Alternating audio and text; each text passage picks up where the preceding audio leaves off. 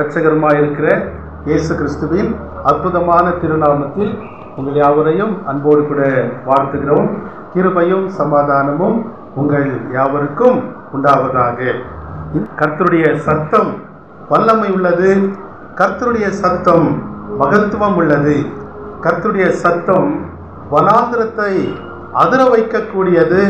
பெண்மான்களை ஈனும்படியாக செய்யக்கூடியது. வானமும் பூமியும் ஒழிந்து போனாலும் என் வார்த்தைகள் ஒரு காலமும் ஒழிந்து போகாது. இந்த வார்த்தைகள் நமக்கு உற்சாகத்தை கொடுக்கக்கூடியது, உள்ளான ஆத்மாவை பலப்படுத்தக்கூடியது, நம்மை வாழ வைக்கக்கூடியது, நம்மை வழிநடத்தக்கூடியதாய் இருக்கிறபடியினாலே யோசுவா சொன்னது போல 24:24 கர்த்தருடைய சத்தத்தை நாம் கவனமாய் கேட்க வேண்டும். கேட்பது மாத்திரமல்ல, கீழ்ப்படிய நம்மை ஒப்பு கொடுக்க வேண்டும். இந்த காலை நேரத்திலே நாம் இதை செய்ய தேவன் நமக்கு பலத்தை கொடுப்பாராக. நாம் இன்றைக்கு தியானிக்க தெரிந்து கொண்ட கர்த்தருடைய வார்த்தைகள் லூக்கா எழுதின சுவிசேஷம் 5வது அதிகாரம் வசனங்கள் 1 முதல் 11 வரைக்கும் இருக்கிற இந்த வார்த்தைகளை இந்த காலை நேரத்திலே நாம் தியானிக்க இருக்கிறோம். 4, 5, 6 வசனங்களை வாசிப்போம். அவர் போதகம் பண்ணி முடித்த பின்பு சீமோனை நோக்கி ஆழத்திலே தள்ளி கொண்டு போய் மீன் பிடிக்கும்படி உங்கள் வலைகளை போடுங்கள் என்றார். அதற்கு சீமோன், ஐயரே, ரா முழுவதும் நாங்கள் பிரயாசப்பட்டும் ஒன்றும் அகப்படவில்லை. ஆகிலும் உம்முடைய வார்த்தையின்படியே வலையை போடுகிறேன் என்றான். அந்தபடியே அவர்கள் செய்து தங்கள் வலை கிழிந்து போகத்தக்கதாக மிகுதியான மீன்களை பிடித்தார்கள். பேதுருவை குறித்து எழுதப்பட்டிருக்கிறது, தோல்வி முடிவு அல்ல. Failure is not final. வைப்பல்யா அந்திமவல்லா, சோலு அந்திமவல்லா என்கிற தலைப்பிலே இந்த காலை நேரத்திலே நாம் ஆண்டவருடைய வார்த்தைகளை சிந்திக்க இருக்கிறோம். நாம் தெரிந்து கொண்ட இந்த பகுதியிலே பேதுருவின் வாழ்க்கை குறித்து பார்க்கிறோம். இரவெல்லாம் மீன் பிடிக்கிறான், ஒரு மீனும் அகப்படவில்லை. சோர்வோடு கூட காணப்படும் பொழுது ஆண்டவராகிய இயேசு கிறிஸ்து அவனுடைய வாழ்க்கையிலே இடைப்பட்டு அவனுடைய வாழ்க்கையை மாற்றின ஒரு சம்பவத்தை இந்த இடத்திலே நாம் பார்க்கிறோம். இந்த வசனங்களை இந்த காலை நேரத்திலே நாம் தியானிப்போம். அதற்கு முன்பாக நாம் தலைகளை தாழ்த்தி கண்களை மூடி ஆண்டவர் நம்மோடு கூட பேசத்தக்கதாக நாம் ஜெபிப்போம். மகா இரக்கமுள்ள எங்கள் அன்பின் பிதாவே, இந்த காலை நேரத்திலே கர்த்தாவே நாங்கள் உம்மை துதிக்கிறோம், ஸ்தோத்தரிக்கிறோம். வனாந்திர வாழ்க்கையை வளமான வாழ்க்கையாக மாற்றுகிற தேவன் எங்களோடு கூட இருக்கிறீர். மாறாவின் கசப்போடு கூட வந்திருக்கிற பிள்ளைகளுடைய வாழ்க்கை மதுரமாக மாற்ற கர்த்தர் நீர் உண்மையுள்ளவராய் இருக்கிறீர். நாங்கள் உமக்கு நன்றி செலுத்துகிறோம். ஆம் கர்த்தாவே, தோல்விகள் நிறைந்த உலகத்திலே நாங்கள் வாழ்கிறோம். அநேக தோல்விகளோடு கூட இந்த காலை நேரத்திலே நாங்கள் கர்த்தருடைய சமூகத்திலே அமர்ந்து கொண்டிருக்கிறோம். கர்த்தத்தாமே உம்முடைய வார்த்தைகள் வழியாக எங்களோடு கூட நீர் பேசும். அன்றைக்கு பேதுரு தோல்வியோடு கூட இரவெல்லாம் மீன் பிடித்தவனாக ஒரு மீனும் அகப்படாமல் தோற்று போய் மிகவும் பரிதாபத்தோடு கூட அமர்ந்து கொண்டிருக்கும் பொழுது அவன் அழைக்காமலே அவனை தேடி வந்து அவனை ஆறுதல் படுத்தி அவனுடைய வாழ்க்கையை மாற்றின தேவன் இன்றைக்கும் நீர் ஜீவன் உள்ளவராக எங்கள் மத்தியிலே நீர் இருப்பதற்காய் நன்றி செலுத்துகிறோம். ஒருவேளை பலவித தோல்விகளோடு கூட என்று என்னுடைய வாழ்க்கை மாறும், நான் பக்தியாய் இருந்தும் பரிசுத்தமாய் நடந்தும் இன்னும் என்னுடைய வாழ்க்கையிலே மாறுதல் வரவில்லையே, தோல்விகள் தீரவில்லையே என்று அங்கலாய்ப்போடு கூட மன வருத்தத்தோடு கூட மனபாரத்தோடு கூட அமர்ந்திருக்கிற பிள்ளைகளோடு கூட கர்த்தர் நீர் பேசும்படியாய் நாங்கள் ஜெபிக்கிறோம். என் வாயின் வார்த்தைகளும் எங்கள் அனைவரின் இருதயங்களின் தியானமும் கர்த்தருடைய சமூகத்திலே பிரீதியாய் இருப்பதாக. ஆமேன், ஆமேன். அல்லேலூயா. நாம் எடுத்துக்கொண்ட லூக்கா எழுதின சுவிசேஷம் 5வது அதிகாரம் 1 முதல் 11 வசனங்களிலே நாம் பார்க்கும்பொழுது பேதுருவை குறித்து அந்த இடத்திலே நாம் பார்க்கிறோம். பேதுரு என்ன செய்கிறார்? அவர் போதகம் பண்ணி முடித்த பின்பு சீமோனை நோக்கி 3வது வசனத்தில் பார்க்கிறோம், அப்பொழுது அந்த படகுகளில் ஒன்றில் ஏறினார். அது சீமோனுடையதா இருந்தது. அதை கரையிலிருந்து சற்றே தள்ளும்படி அவனை கேட்டுக்கொண்டு அந்த படவில் உட்கார்ந்து ஜனங்களுக்கு போதகம் பண்ணினார். 5வது வசனத்தில் பார்க்கிறோம், ஐயரே, ராவு முழுவதும் நாங்கள் பிரயாசப்பட்டும் ஒன்றும் அகப்படவில்லை, ஆகிலும் உம்முடைய வார்த்தையின்படியே வலையை போடுகிறேன் என்றான். Failure is not final. தோல்விகள் முடிவானதல்ல. அருமையான தேவனுடைய பிள்ளைகளே, நாம் ஒரு போராட்டமான ஒரு உலகத்திலே வாழ்ந்து வருகிறோம். தோல்விகள் நிறைந்த ஒரு உலகத்திலே வாழ்ந்து கொண்டு வருகிறோம். நம்முடைய வாழ்க்கையிலே அநேக தோல்விகளை நாம் சந்தித்திருப்போம். ஒருவேளை வியாதி நிமித்தம் சரீரத்திலே பலனை இழந்து ஒரு தோல்வியின் உணர்வோடு கூட நாம் இந்த இடத்துக்கு வந்திருக்கலாம். வாழ்க்கையிலே உயரும்படிக்கு பல பிரயாசங்கள் பட்டும் பல தொழில்கள் செய்தும் வாழ்க்கையிலே முன்னேற முடியாமல், ஜான் ஏறினால் முழம் இறங்குகிறது என்று சொல்வார்களே, அந்த நிலையிலே ஒரு தோல்வியின் உணர்வோடு கூட நாம் இந்த இடத்திலே அமர்ந்து கொண்டிருக்கலாம். திருமண காரியங்களுக்காக பல பிரயாசங்கள் பட்டும் ஒன்றும் நடைபெறாமல் தோற்று போனதை போல ஒரு உணர்வோடு கூட அமர்ந்து கொண்டிருக்கலாம். குழந்தை பாக்கியத்துக்காக பல நாட்கள் ஜெபித்தோம், பல முயற்சிகள் செய்தோம், ஒன்றும் நடைபெறாமல் தோல்வியின் மன உணர்வோடு கூட அமர்ந்து கொண்டிருக்கலாம். பொருளாதார உயர்வுக்காக, குடும்ப பிரச்சனைகள் தீர்வதற்காக, இன்னும் பல காரியங்களுக்காக நாம் பல முயற்சிகள் எடுத்திருப்போம். ஆனால் ஒன்றும் நடக்கவில்லை. தோல்வியின் அந்த உணர்வோடு கூட இந்த காலை நேரத்திலே அமர்ந்து கொண்டிருக்கலாம். உங்களுக்கு ஒரு நற்செய்தி. இப்படிப்பட்ட நிலையில தான் பேதுருவை குறித்து இந்த வேத பகுதியிலே நாம் பார்க்கிறோம். இரவெல்லாம் மீன் பிடிக்கிறார்கள், இரவெல்லாம் அவர்கள் பிரயாசப்படுகிறார்கள், ஒரு மீன் கூட அகப்படவில்லை, ஒரு மீன் கூட அகப்படவில்லை.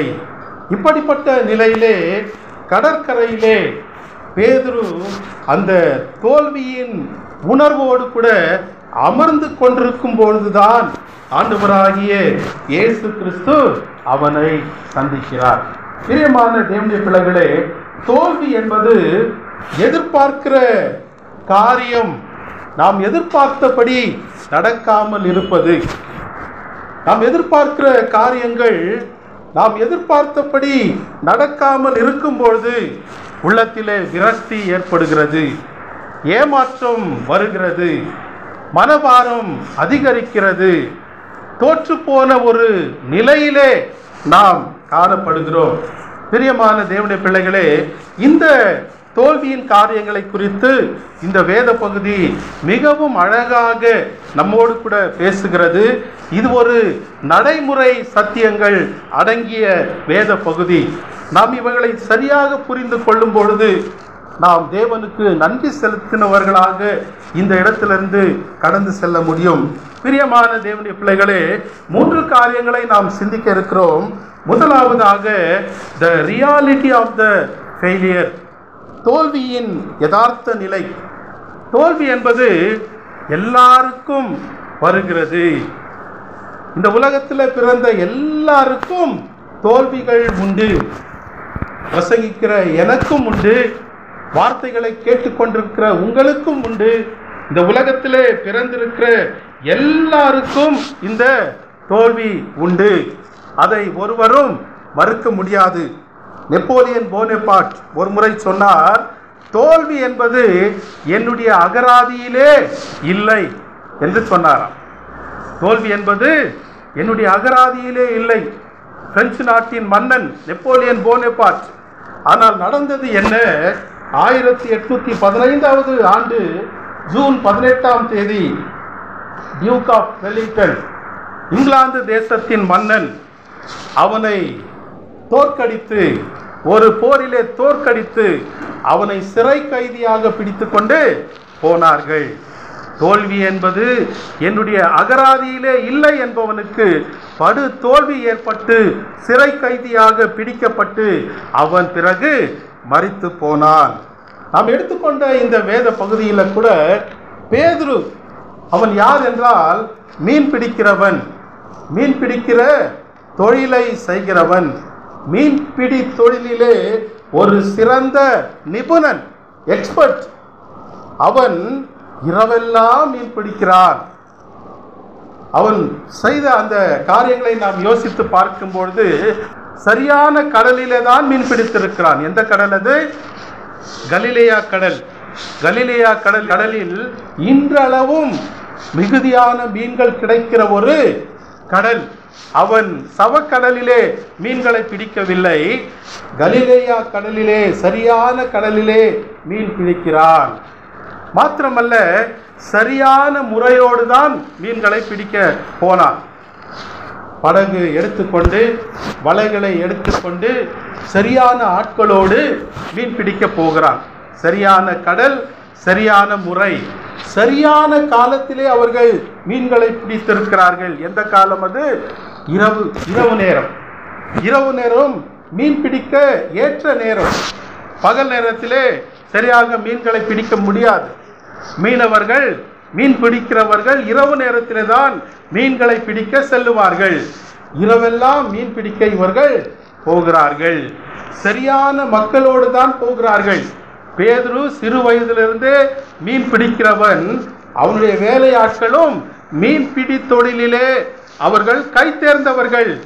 சரியான மக்களோடு, சரியான கடலிலே, சரியான முறையோடு, சரியான காலத்திலே, சரியான உத்வேகத்தோடு கூட அவர்கள் மீன் பிடிக்கிறார்கள். இரவெல்லாம் மீன் பிடிக்கிறார்கள். ஒரு 2 மணி நேரம் மீன் பிடித்து பிறகு ஓய்வு எடுத்து பிறகு அவர்கள் பிடிக்க போகவில்லை. இரவெல்லாம் உத்வேகத்தோடு கூட அவர்கள் மீன்களை பிடிக்க ஆரம்பித்திருக்கிறார்கள். ஆனாலும் விளைவு என்ன? விளைவு என்ன? நல்ல வெற்றி கிடைக்கவில்லை.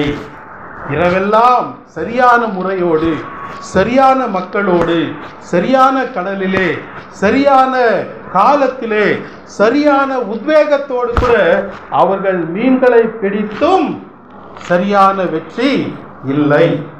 அருமையான தேவனுடைய பிள்ளைகளே, இதே நிலையிலே ஒருவேளை நீங்கள் காணப்படலாம். சரியான பலன் காணப்படலாம், சரியான சூழ்நிலை காணப்படலாம், சரியான ஞானம் இருக்கலாம், சரியான உத்வேகம் இருக்கலாம், எல்லாமே நன்றாக காணப்படலாம். ஆனாலும் வாழ்க்கையிலே ஜெயம் இல்லை. தோல்வியோடு கூட, தோல்வியின் மனப்பான்மையோடு கூட அமர்ந்து கொண்டிருக்கலாம். இதே நிலையில தான் பேதுரு காணப்பட்டார். அந்த நேரத்தில் தான் இயேசு கிறிஸ்து அவனுடைய வாழ்க்கையிலே இடைப்படுகிறார். பிரியமான தேவனுடைய பிள்ளைகளே, மத்தேயு 12:20 பார்க்கிறோம், அவர் நியாயத்திற்கு ஜெயம் கிடைக்க பண்ணும் வரைக்கும் நெறிந்த நாணலை முறிக்காமலும் மங்கி எரிகிற திரியை அணைக்காமலும் இருக்கிறார். ஆண்டவர் என்ன செய்கிறார்? இப்படி தோல்வி நிலையிலே இருந்த மக்களை அவர் உதாசீனப்படுத்துவதில்லை. அவர்கள் ஒன்றுக்கும் உதவாதவர்கள் என்று புறம் தள்ளுவதில்லை. அவர் நெறிந்த நாணலை முறியாமலும் மங்கி எரிகிற திரியை அணைக்காமலும் அவர்களை நடத்துகிற ஒரு தேவன்தான் ஆண்டவராகிய இயேசு கிறிஸ்து. நம்முடைய வாழ்க்கையிலே தோல்விகள் வருவது இயல்பு, தோற்று போவது இயல்பு. அது நிமித்தம் சோர்ந்து போக வேண்டிய அவசியம் நமக்கு இல்லை. நம்முடைய வாழ்க்கையை மாற்றக்கூடிய தேவன் நமக்கு இருக்கிறார்.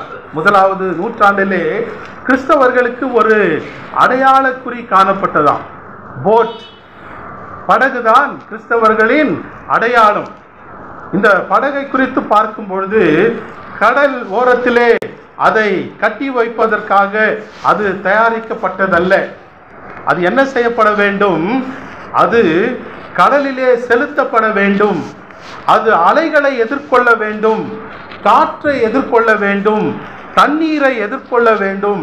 பலவித போராட்டங்களை எதிர்கொண்டு அந்த கடலிலே பயணிப்பதற்காகத்தான் படகு தயாரிக்கப்படுகிறது.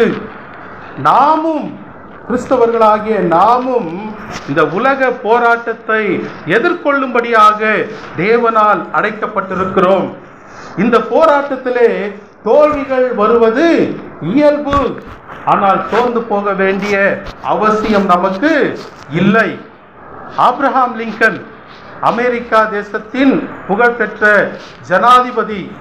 இன்றளவும் அவரை போல புகழ்பெற்ற ஜனாதிபதி அமெரிக்கா தேசத்தின் வரலாற்றிலே காணப்படவில்லை.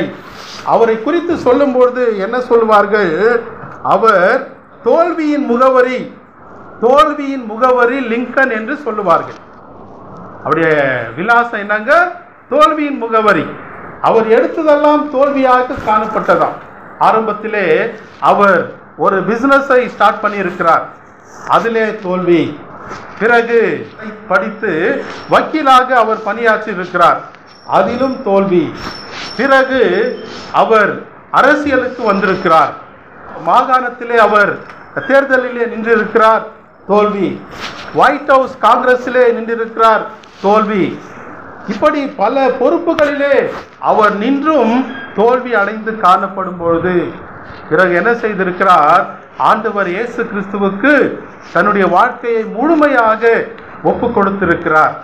இயேசு கிறிஸ்துவுக்காக வாழ தீர்மானித்த பொழுது அவருடைய வாழ்க்கையிலே ஒரு மாற்றம் வந்தது.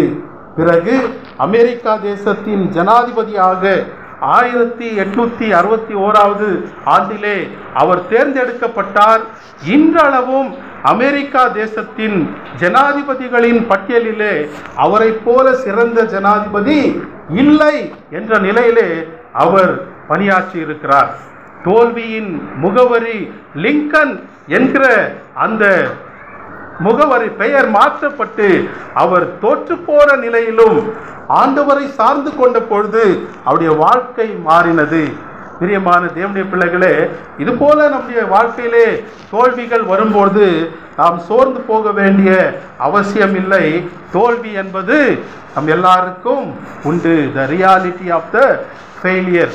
இப்படி தோல்வி வரும்போது நம்முடைய மறுமொழி எப்படி இருக்க வேண்டும்? நாம் எப்படி இருக்க வேண்டும்? The response to the failure. தோல்விக்கான நம்முடைய மறுமொழி எப்படி இருக்க வேண்டும் என்று நாம் பார்க்கிறோம். இந்த இடத்திலே 5வது அதிகாரம் 2வது வசனத்திலே தோற்று போன பிறகு பேதுரு என்ன செய்கிறான் என்றால், அப்பொழுது கடற்கரையிலே நின்ற 2 படகுகளை கண்டார். மீன் பிடிக்கிறவர்கள் அவைகளை விட்டு இறங்கி வலைகளை அலைசி கொண்டிருந்தார்கள். பேதுரு தோற்று போனான். இரவெல்லாம் மீன் பிடித்தான், மீன்கள் கிடைக்கவில்லை. பிறகு என்ன செய்கிறான்? அந்த மீன் பிடிக்கிற தொழிலை அவன் விட்டுவிடவில்லை. மீன்களே கிடைக்கவில்லை, இனி நான் இந்த தொழிலையே செய்ய போவதில்லை என்று அவன் போகவில்லை. என்ன செய்கிறார்கள்? மறுபடியுமாக மீன்களை பிடிக்க அந்த வலைகளை அவர்கள் பழுது பார்த்து கொண்டிருக்கிறார்கள், சரி செய்து கொண்டிருக்கிறார்கள். இது ஒரு நடைமுறை சத்தியம். நம்முடைய வாழ்க்கையிலே தோல்வி வரும்பொழுது அவ்வளவுதான், தோல்வி வந்துவிட்டது, என்னுடைய வாழ்க்கையிலே ஜெயம் கிடைக்க போவதில்லை என்று நாம் அப்படியே அடங்கி போகக்கூடாது, அமைதியாக விடக்கூடாது. முயற்சி உடையார் இகழ்ச்சி அடையார். இந்த பேதுரு மறுபடியுமாக அந்த நாள் இரவிலே மீன் பிடிப்பதற்காக வலைகளை பழுது பார்த்து கொண்டிருப்பது போல, அருமையான தேவனுடைய பிள்ளைகளே, நாம் முயற்சிகளை விடாதிருக்க வேண்டும், முயற்சிகளை கைவிடாதிருக்க வேண்டும். முயற்சி எடுக்காவிட்டால் ஒன்றுமே நடக்காது. முயலும் வெல்லும், ஆமையும் வெல்லும், முயலாமை வெல்லாது. முயல் வேகமாய் ஓடக்கூடிய ஒரு விலங்கு, அது வென்றுவிடும். மெதுவாக ஓடக்கூடிய அந்த ஆமை, அதுவும் ஒரு நாள் வென்றுவிடும். இந்த கதையில பார்க்கிறோம். முயலும் வெல்லும், ஆமையும் வெல்லும், முயலாமை. முயற்சி செய்யாமை அது ஒரு காலமும் வெல்லாது. ஆகவே அருமையான தேவனுடைய பிள்ளைகளே, நாம் என்ன செய்ய வேண்டும்? தோல்வி அடைந்து விட்டால் இந்த தோல்வி நிலையோடு கூட இருக்கக்கூடாது. இந்த பேதுரு மறுபடியும் மீன் பிடிக்க வலைகளை பழுது பார்த்தது போல மறுபடியும் நாம் முயற்சிகளை எடுக்க வேண்டும். மாத்திரமல்ல, 5வது அதிகாரம் அந்த 5வது வசனத்திலே பார்க்கிறோம், அதற்கு சீமோன், ஐயரே, நாம் முழுவதும் நாங்கள் பிரயாசப்பட்டும் ஒன்றும் அகப்படவில்லை. போதும். இந்த இடத்துல தோல்விகளை ஒப்புக்கொள்ளுகிற பேதுருவை நாம் பார்க்கிறோம். இங்க பாருங்கள், தோற்று போய் பேதுரு அமர்ந்து கொண்டிருக்கிறார். இயேசு கிறிஸ்து அந்த இடத்தை தேடி வருகிறார். அவரை தேடி அநேக ஜனங்கள் வருகிறார்கள். பிறகு அவர்களுக்கு போதகம் பண்ண ஆரம்பிக்கிறார். அங்கே கடற்கரையிலே நின்றிருந்த 2 படகுகளில் ஒன்றை அவர் காண்கிறார். அது தோற்று போன பேதுருவின் படகு. அதிலே அவர் ஏறுகிறார், மக்களுக்கு போதகம் பண்ணுகிறார். போதகம் பண்ணி முடித்த பின்பு பேதுரு இயேசு கிறிஸ்துவினிடத்திலே தன்னுடைய தோல்வியை குறித்து சொன்னானா? இல்லை. இயேசு கிறிஸ்து ஏதாவது கேள்வியை கேட்டு அவனுடைய தோல்வியை அறிந்து கொண்டாரா? இல்லை. அவர் போதகம் பண்ணி முடித்த பின்பு 4வது வசனத்திலே சீமோனை நோக்கி, ஆழத்திலே தள்ளி கொண்டு போய் மீன் பிடிக்கும்படி உங்கள் வலைகளை போடுங்கள். அருமையான தேவனுடைய பிள்ளைகளே, ஆண்டவருக்கு எல்லாமே தெரியும். நம்முடைய நிலை அவருக்கு நன்றாக தெரியும். உள்ளத்தின் சலனம் அவருக்கு நன்றாக தெரியும். நாம் சொல்லாமலே நம்முடைய போராட்டங்கள், நம்முடைய உள்ளத்தின் அங்கலாய்ப்புகள், நம்முடைய தவிப்புகள், நம்முடைய வேதனைகள் எல்லாவற்றையும் மிகவும் சரியாக நேர்த்தியாக அறிந்திருக்கிற ஒரு தேவன் ஆண்டவராகிய இயேசு கிறிஸ்து. அவர்தான் பேதுருவினிடத்திலே இடைப்படுகிறார். அவரிடத்திலே தன்னுடைய அந்த தோல்வியை அவன் அப்படியே ஒத்துக்கொள்ளுகிறான். ஆண்டவரே, இரவெல்லாம் பிரயாசப்பட்டோம் ஒன்றும் அகப்படவில்லை. ஆண்டவரிடத்திலே நம்முடைய தோல்வியை அங்கீகரிக்க வேண்டும். ஒரு சிலர் என்ன நினைப்பார்கள்? கீழே விழுந்தாலும் மீசையிலே மண் ஒட்டுவதில்லை என்பது போல, தோற்று போனாலும் அந்த தோல்வியை அவர்கள் அங்கீகரிக்க மாட்டார்கள். எல்லாமே தெரிவது போல அவர்கள் நடந்து கொள்வார்கள். கர்த்தருடைய சமூகத்திலே நம்மை தாழ்த்த வேண்டும். ஆண்டவருடைய சமூகத்திலே நம்முடைய தோல்வியை அங்கீகரிக்க வேண்டும். அவரிடத்திலே நாம் அங்கீகரிக்கும் பொழுது, நம்மை ஒப்பு கொடுக்கும் பொழுது நம்முடைய வாழ்க்கையிலே தேவன் கிரியை செய்ய வல்லவராயிருக்கிறார். அல்லேலூயா. பிறகு ஆண்டவர் என்ன சொல்லுகிறார்? ஆழத்திலே தள்ளி கொண்டு போய் மீன் பிடிக்கும்படி உங்கள் வலைகளை போடுங்கள். பேதுரு என்ன சொல்லுகிறான்? இரவெல்லாம் பிரயாசப்பட்டோம் ஒன்றும் அகப்படவில்லை, ஆகிலும் இந்த வார்த்தையின்படியே வலைகளை போடுகிறோம். இந்த தோல்வி நம்முடைய வாழ்க்கையிலே வந்துவிட்டால் என்ன செய்ய வேண்டும்? முதலாவதாக முயற்சியை விடாதிருக்க வேண்டும். இரண்டாவதாக தோல்வியை அங்கீகரிக்க வேண்டும். மூன்றாவதாக தேவனுடைய வார்த்தைக்கு நாம் கீழ்ப்படிய வேண்டும். கர்த்தருடைய சத்தத்துக்கு நாம் கீழ்ப்படிய வேண்டும். அவருடைய சத்தத்துக்கு கீழ்ப்படிந்தால்தான் நம்முடைய வாழ்க்கையை தேவன் மாற்றுவார். நம்முடைய தோல்வியை தேவன் ஜெயமாக மாற்றுவார். இந்த வார்த்தையின்படியே வலையை போடுகிறேன். இந்த இடத்துல பாருங்கள், இயேசு கிறிஸ்து சாதாரண தச்சன், கார்பெண்டர். பேதுரு யார்? அவர் மீன்பிடி தொழிலிலே நிபுணன். சாதாரண தச்சன் மீன் பிடிக்கிற எக்ஸ்பர்ட்டிடம் என்ன சொல்லுகிறார்? வலைகளை எடுத்துக்கொண்டு போய் ஆழத்திலே போடு. அப்போ பேதுரு என்ன சொல்லியிருக்க வேண்டும்? ஐயரே, உமக்கு ஏன் இந்த வேண்டாத வேலை? நாங்கள் இரவெல்லாம் மீன் பிடித்தோம். மீன் எப்படி பிடிக்க வேண்டும் என்று எங்களுக்கு தெரியும். உமக்கு என்ன தெரியும்? உமக்கு போதகம் பண்ண தெரியும், ஜெபம் பண்ண தெரியும், தச்சு வேலை தெரியும். நீர் எப்படி எங்களுக்கு சொல்லலாம் என்று அவன் விதாண்டவாதம் செய்யவில்லை. தேவனுடைய வார்த்தையை அசட்டை பண்ணவில்லை. தேவனுடைய சத்தத்தை உதாசீனப்படுத்தவில்லை. என்ன செய்கிறான்? ஆண்டவரே, இந்த வார்த்தையின்படியே வலைகளை போடுகிறேன். அருமையான கர்த்தருடைய பிள்ளைகளே, நம்முடைய நடைமுறை வாழ்க்கைக்கு தேவனுடைய வார்த்தை ஒருவேளை அது பொருந்தாது போல தோன்றும். ஞாயிற்றுக்கிழமை தேவனுடைய சபைக்கு வர வேண்டும். ஒருவேளை நீங்கள் யோசிக்கலாம், வேலை செய்யாமல் தேவனுடைய சபைக்கு வந்தால் என்ன நடக்க போகிறது? ஒரு நாள் சேலரி கட்டாக போகிறது. ஆனால் ஆலயத்துக்கு வந்தால் ஆசீர்வாதம் வரும் என்று வேதம் சொல்கிறது. இது எப்படி நடக்கும்? முயற்சி செய்து பாருங்கள். தேவனுடைய வார்த்தை என்றும் மாறாதது. அல்லேலூயா. இந்த பேதுரு என்ன செய்கிறான்? தேவனுடைய சத்தத்துக்கு கீழ்ப்படிந்து உடைய வார்த்தையின்படியே வலையை போடுகிறேன் என்றான். 6வது வசனத்தை வாசிப்போம். அந்தபடியே அவர்கள் செய்து தங்கள் வலை கிழிந்து போகத்தக்கதாக மிகுதியான மீன்களை பிடித்தார்கள். அல்லேலூயா. பாருங்கள், பகல் நேரம் ஆண்டவருடைய வார்த்தைக்கு கீழ்ப்படிந்து அவர் சொன்னபடியே வலையை போட்டார்கள். மிகுதியான மீன்கள் பிடித்தார்கள். 2 படகுகள் நிரம்பத்தக்கதாக மிகுதியான மீன்களை பிடித்தார்கள். அருமையான தேவனுடைய பிள்ளைகளே, அநேக காரியங்களை ஒருவேளை நீங்கள் முயற்சி செய்திருக்கலாம். தோல்வியை சந்தித்து துவண்டு போய் இருக்கலாம். ஆண்டவருடைய வார்த்தைக்கு கீழ்ப்படித்து முயற்சி செய்து பாருங்கள். உங்கள் வாழ்க்கையிலே வெற்றி நிச்சயம். அல்லேலூயா. ஆண்டவர் இயேசு கிறிஸ்து என்ன சொன்னார்? யோவான் 15வது அதிகாரம் 5வது வசனத்தின் பிற்பகுதியிலே பார்க்கும்பொழுது, என்னால் அன்றி உங்களால் ஒன்றும் செய்யக்கூடாது. நாம் ஒரு சிறு காரியம் செய்ய வேண்டும் என்றாலும் ஆண்டவருடைய உதவி மிக மிக அவசியம். இந்த மூச்சை உள்ளே இழுக்க வேண்டும் என்றாலும் கர்த்தருடைய உதவி அவசியம். வெளியே விட வேண்டும் என்றாலும் ஆண்டவருடைய உதவி அவசியம். சிறிய காரியம் என்றாலும் பெரிய காரியமாக இருந்தாலும் என்னால் அன்றி உங்களால் ஒன்றுமே செய்யக்கூடாது. யோசித்து பாருங்கள். இதுவரைக்கும் எத்தனையோ திட்டங்களை நாம் தீட்டியிருக்கிறோம், எத்தனையோ பிரயாசங்களை பட்டிருக்கிறோம். அந்த பிரயாசங்களிலே தேவனுடைய உதவியை நாம் தேடி இருக்கிறோமா? தேவன் நமக்கு உதவி செய்யும்படிக்கு அவருடைய உதவியை நாம் நாடி இருக்கிறோமா?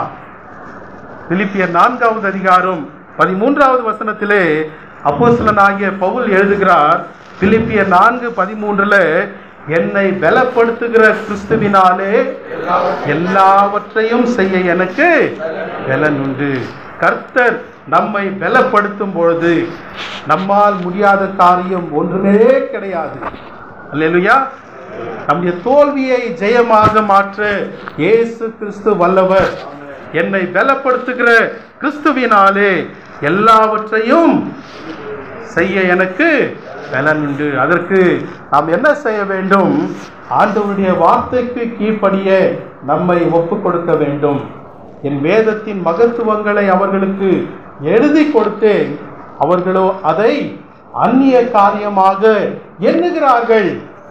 ஆண்டவர் தம்முடைய மகத்துவங்களை, தம்முடைய ஞானத்தை, நாம் ஜெயம் பெறுகிற வழிகளை வேதத்திலே எழுதி கொடுத்திருக்கிறார். நாம் என்ன நினைக்கிறோம்? இது அந்நிய வார்த்தைகள், இது நமக்கு பொருந்தாத வார்த்தைகள். ஊழியம் செய்கிறவர்களுக்கு, போதிக்கிறவர்களுக்கு தான் இந்த வேதம், நமக்கு இது பொருந்தாது என்று அந்நிய காரியமாக எண்ணுகிறோம். ஆகவேதான் வாழ்க்கையிலே தோல்வி. துன்மார்க்கருடைய ஆலோசனையின்படி நடவாமலும், பாவிகளுடைய வழியில் நில்லாமலும், பரியாசக்காரர் உட்காரும் இடத்தில் உட்காராமலும், கர்த்தருடைய வேதத்தில் இரவும் பகலும் பிரியமாயிருந்து தியானமாயிருக்கிற மனுஷன் பாக்கியவான். அவன் நீர்க்கால்களின் ஓரமாய் நடப்பட்டு தன் காலத்தில் தன் கனியை தந்து இலையுதிராதிருக்கிற மரத்தை போல் இருப்பான். அவன் செய்வதெல்லாம் வாய்க்கும். அல்லேலூயா. யார் செய்வதெல்லாம் வாய்க்கும்? ஆண்டவருடைய வார்த்தைக்கு கீழ்ப்படுகிறவர்கள் செய்கிற எல்லா காரியமும் ஜெயமாக முடியும், வாய்க்கும். ஆகவே ஆண்டவருடைய சத்தத்துக்கு கீழ்ப்படிய ஒப்பு கொடுக்க வேண்டும். தோல்வி வரும்போது நம்முடைய நிலை எப்படி இருக்க வேண்டும்? கர்த்தருடைய வார்த்தைக்கு கீழ்ப்படிய வேண்டும். தோல்வியை அங்கீகரிக்க வேண்டும். முயற்சி செய்வதை நிறுத்தாமல் இருக்க வேண்டும். மூன்றாவதாக, கடைசியாக, இந்த தோல்வியின் வெளிப்பாடு, the revelation of the failure, நம்முடைய வாழ்க்கையிலே தோல்விகள் வரும்பொழுதுதான் அநேக நல்ல காரியங்களை நாம் அறிந்து கொள்ள முடியும். முதலாவதாக தோல்வியை குறித்த ஒரு வெளிப்பாடு 5வது அதிகாரம் 5வது வசனத்திலே இங்கே பேதுரு சொல்லுகிற வார்த்தை என்னவென்றால், இரவு முழுவதும் பிரயாசப்பட்டும் ஒன்றும் அகப்படவில்லை. அவன் சொல்லுகிற கருத்து என்னவென்றால், ஆண்டவரே, என்னுடைய வாழ்க்கையிலே ஒன்றும் அகப்படவில்லை, பிரயாசம் தோல்வி அடைந்தது எப்பொழுது? நேற்றைய இரவிலே என்னுடைய பிரயாசம் தோல்வியிலே முடிந்தது. அந்த நாளிலே எனக்கு தோல்வி வந்தது, நான் தோற்று போனேன். பிரியமானவர்களே, நம்முடைய வாழ்க்கையில தோல்விகள் வரும்பொழுது நாம் என்ன நினைக்க வேண்டும் என்றால், அந்த சூழ்நிலையிலே, அந்த சந்தர்ப்பத்திலே ஒரு சில ஆட்களாலே நான் தோற்று போனேன், ஆனால் நான் எப்பொழுதும் தோற்று போகிறவன் அல்ல. நான் தோற்று போகிறவன் அல்ல. ஆண்டவர் நம்மை தோல்வி அடைவதற்காக உருவாக்கவில்லை. அவர் எல்லாவற்றையும் அதன் காலத்திலே நேர்த்தியாக செய்கிற தேவன். இங்கு நம் வந்திருக்கிற ஒவ்வொருவர் மீதும் ஆண்டவர் ஒரு சிறந்த நோக்கத்தை வைத்திருக்கிறார். தோல்வி அடைவதற்காக தேவன் நம்மை உருவாக்கவில்லை. ஒரு சில காரியங்களிலே நாம் தோற்று போயிருப்போம், ஆனால் நான் தோற்று போகிறவன் அல்ல. எனக்கு உதவி செய்கிற தேவன் இருக்கிறார். என்னை பலப்படுத்துகிற கிறிஸ்துவினாலே எல்லாவற்றையும் செய்யக்கூடிய பலன் எனக்கு உண்டு என்கிற ஒரு விசுவாசம் நமக்கு அவசியம். அல்லேலூயா. ஜான் என்கிற ஒரு மனிதன் இருந்தாராம். வேலை இல்லை. ஒரு ஸ்கூல்ல போய் வேலை கேட்டார், பியூன் வேலை கேட்டார். அப்போ அந்த ஸ்கூல் பிரின்சிபால் அவரை பார்த்து, உனக்கு ஆங்கிலம் தெரிகிறதா என்று கேட்டார். அவர் எனக்கு தெரியாது என்று சொல்லிவிட்டார். ஆகவே உனக்கு பியூன் வேலை இல்லை, அனுப்பிவிட்டார். பிறகு ஒரு பழக்கடை, ஃப்ரூட் ஸ்டாலை ஸ்டார்ட் பண்ணினார். அது நன்றாக வியாபாரமானது. பிறகு பல நகரங்களிலே அந்த ஃப்ரூட் ஸ்டாலை ஆரம்பித்தார். மிகுதியான லாபம். மிக சிறந்த கடை ஜான் ஃப்ரூட் ஸ்டால். அது ஃபேமஸான ஒரு கடையாக மாறிவிட்டது. பிறகு அந்த கடைகளை வாங்குவதற்காக ஒரு பெரிய கார்ப்பரேட் கம்பெனி வந்தது. அவரோடு பேசி அக்ரிமெண்ட் எல்லாம் போட்டது. பிறகு அக்ரிமெண்ட் காப்பி அவரிடத்தில் கொடுத்த போது அதை மேலும் கீழும் பார்த்து கொண்டிருந்தாராம். பிறகு அந்த கடைகளை வாங்குகிறவர் ஒன்றொன்றாய் சொல்லி கொண்டிருக்கும் பொழுது இவர் சொன்னாராம், எனக்கு ஆங்கிலம் தெரியாது என்று சொன்னாராம். அப்போ அந்த கடைகளை வாங்குகிற அந்த கார்ப்பரேட் கம்பெனி முதலாளி மிகவும் ஆச்சரியத்தோடு, உங்களுக்கு ஆங்கிலம் தெரியாதா? ஆங்கிலம் தெரியாமலேயே இத்தனை சிறப்பாக இத்தனை கடைகளை நடத்தி கொண்டிருக்கிறீர்களே, ஆங்கிலம் தெரிந்திருந்தால் என்று அவர் வியக்கும் போது இவர் சொன்னாராம், எனக்கு ஆங்கிலம் தெரிந்திருந்தால் ஒரு ஸ்கூல்ல பியூனாக நான் இருந்திருப்பேன். அல்லேலூயா. ஒரு பியூனாக இருந்திருப்பேன். அருமையான தேவனுடைய பிள்ளைகளே, எல்லாருடைய வாழ்க்கையிலும் ஆண்டவர் ஒரு நோக்கத்தை வைத்திருக்கிறார். நம்மை தோல்வி அடைவதற்காக தேவன் உருவாக்கவில்லை. தோல்வியின் வெளிப்பாடை நாம் புரிந்து கொள்ளும் பொழுது, என் வாழ்க்கையில் ஒருவேளை தோல்வி வந்திருப்பது உண்மை, ஆனால் நான் தோல்வி அடைகிறவன் அல்ல என்கிற அந்த மனப்பான்மை நமக்கு வர வேண்டும். அது மாத்திரமல்ல, இந்த தோல்வி வரும்பொழுதுதான் நாம் யார் என்கிற அந்த உணர்வு நமக்கு ஏற்படும்.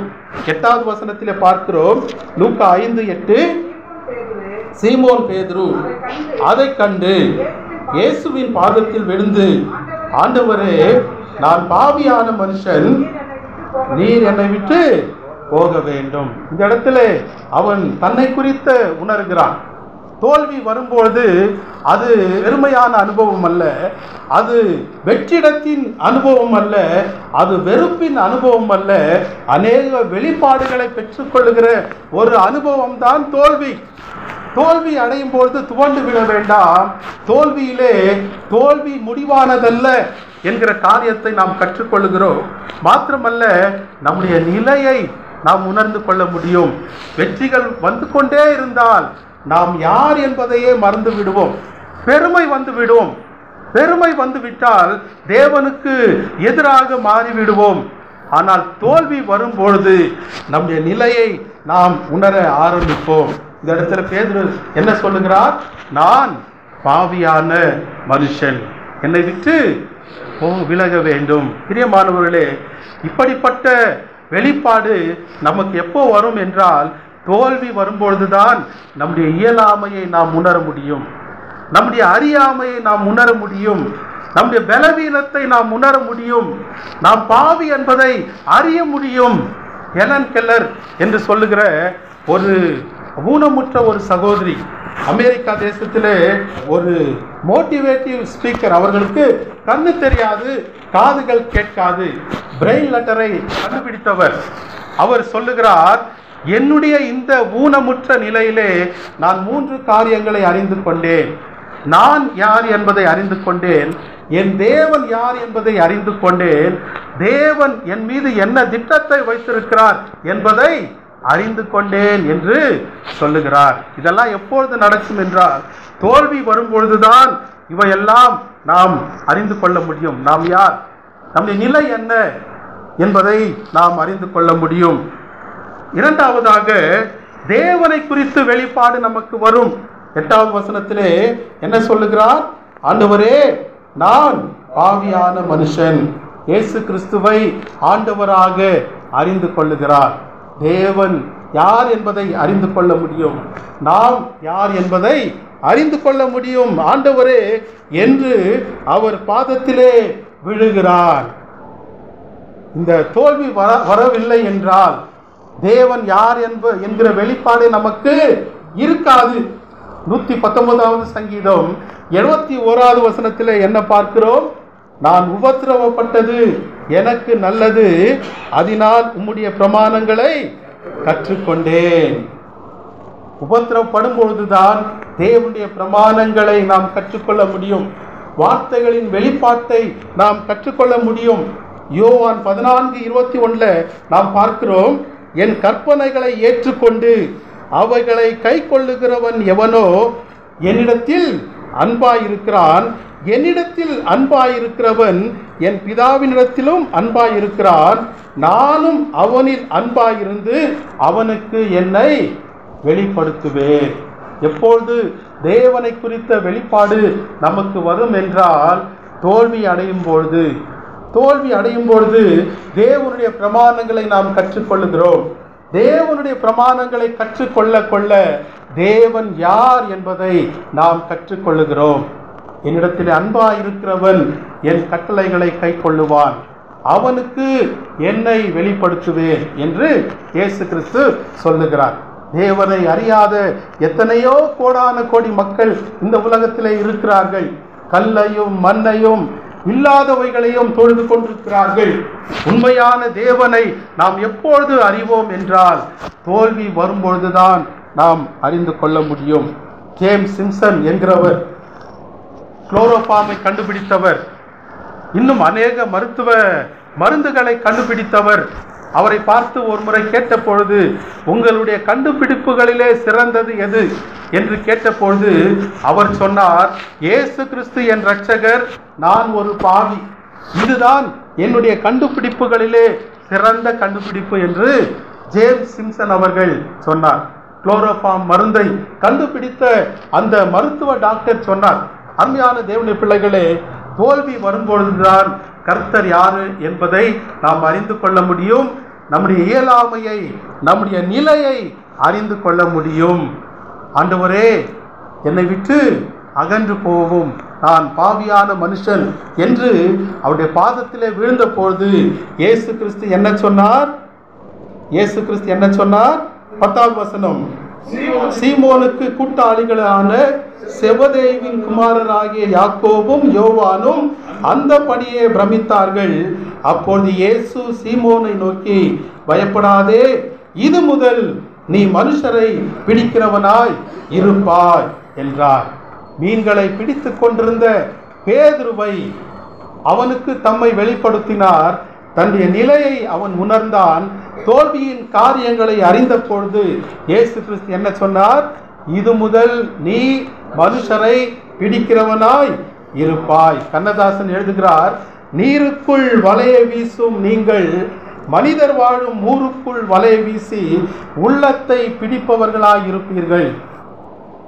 பேதுருவை பார்த்து ஆண்டவர் சொன்னார், நீருக்குள்ள வலைகளை வீசிக்கொண்டு மீன்களை பிடித்து கொண்டிருந்த பேதுருவே ஊருக்குள்ள வலையை வீசி உள்ளத்தை பிடிக்கிறவர்களாக உன்னை மாற்றுவேன் என்று இயேசு கிறிஸ்து வாக்குத்தத்தம் கொடுத்திருக்கிறார். பிரியமானவர்களே, ஒரு சின்ன மீன்களை பிடித்திருந்தால் என்னவா இருந்திருப்பான்? அந்த மீன்கள் அன்றைக்கு பிடித்து, அன்றைக்கு சமைத்து, அன்றைக்கு வியாபாரம் பண்ணி ஒரு அநித்தியமான ஆசீர்வாதங்களை பெற்றிருப்பான். அப்படிப்பட்ட பேதுருவை இயேசு கிறிஸ்து சந்தித்து நித்தியமான ஆசீர்வாதங்களை பெறுகிறவனாக அவனை மாற்றினார். நம்முடைய ஆண்டவர் மாறாதவர், ஆனால் எல்லாவற்றையும் மாற்றுகிறவர். சீமோனை பேதுருவாக மாற்றுகிறவர், சாபத்தை ஆசீர்வாதமாக மாற்றுகிறவர், குறைவை நிறைவாக மாற்றுகிறவர். பிறகு பேதுரு அவன் எழுந்து நின்று பிரசங்கிக்கும் பொழுது 3000 பேர் ரட்சிக்கப்பட்டார்கள். பிறிதொரு நாளிலே அவன் பிரசங்கிக்கும் பொழுது 5000 பேர் ரட்சிக்கப்பட்டார்கள். இன்றைக்கு திருச்சபையின் அஸ்திபாரமாக பேதுரு காணப்படுகிறான். பிரதான அப்போஸ்தலனாக பேதுரு காணப்படுகிறான். தோல்வியின் விளிம்பிலே காணப்பட்ட பேதுருவை சந்தித்த தேவன் இன்றைக்கு நம்மோடு கூட பேசிக் கொண்டிருக்கிறார்.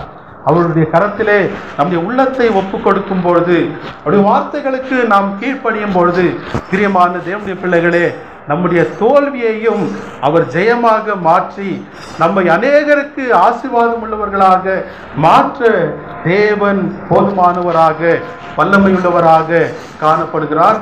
கர்த்தர் இந்த வார்த்தைகளை ஆசீர்வதிப்பாராக. ஆமென், ஆமென்.